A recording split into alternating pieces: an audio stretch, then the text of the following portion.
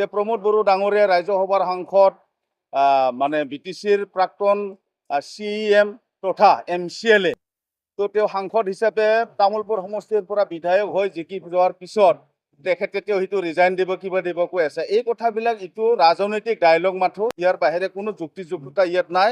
আপোনালোকে দেখিব দিলীপ শইকীয়া ডাঙৰীয়াও পাৰ্টিৰ সভাপতি হৈ আছে আমাৰ অসম প্ৰদেশ বিজেপিৰ, তেখেতো এজন MP হয় বা অন্য ৰাষ্ট্ৰতো এনেকুৱা উদাহৰণবিলাক আছে। তো এইটোৱে কথা ক'ব বিচাৰিছোঁ যে BTC-বাসীক BTR শান্তি চুক্তিৰ সমগ্ৰ দফাবিলাক ইমপ্লিমেণ্ট কৰিবলৈ যাওঁতে ৰাজ্যসভাৰ সাংসদো আমাক দৰকাৰ, বিধায়কো আমাক দৰকাৰ। গতিকে এইবিলাক লক্ষ্য ৰাখি আমাৰ UPPL দলে বহু চিন্তা চৰ্চাৰ অন্তত প্ৰমোদ বড়ো ডাঙৰীয়াকো মানে তামোলপুৰ সমষ্টিত বিধায়ক হিচাপে নিৰ্বাচন খেলাৰ কাৰণে আমাৰ দলে সিদ্ধান্ত গ্ৰহণ কৰিছে। ই কোনো ভুল সিদ্ধান্ত নহয়। তেখেতে জিকি যোৱাৰ পিছত অসমৰ প্ৰেক্ষাপটত BTCত বসবাস কৰা 26টা জাতি জনগোষ্ঠীৰ উপৰিও BTCৰ বাহিৰত যিমানবোৰ জাতি জনগোষ্ঠী আছে সকলোৰ হৈ কাম কাজ কৰিবৰ কাৰণে UPPL দলে শক্তিশালী ৰূপত আগবাঢ়ি যাবলৈ হ'লে প্ৰমোদ বড়ো ডাঙৰীয়াৰ নেতৃত্ব দিব লাগিব।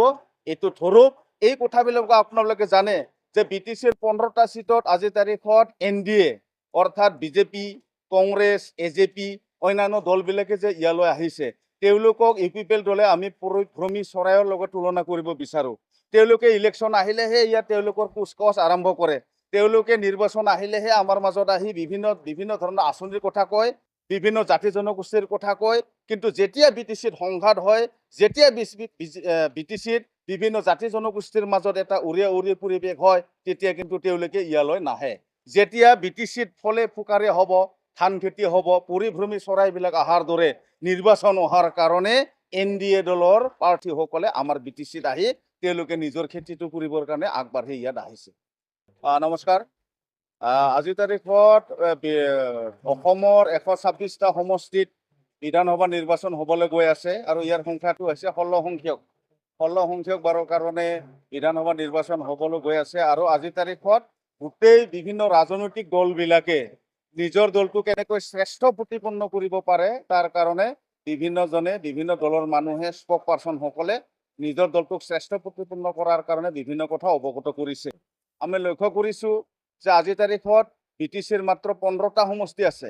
এই 15টা সমষ্টিক ঘৰগত কৰি প্ৰমোদ বড়ো ডাঙৰীয়াৰ নেতৃত্বত UPPL দলে এক শক্তিশালী ৰণনীতি লৈ কেনে অপ্ৰতিৰোধ্য ৰূপত অকলে নিৰ্বাচন খেলিবৰ কাৰণে আমি আগবাঢ়িছোঁ।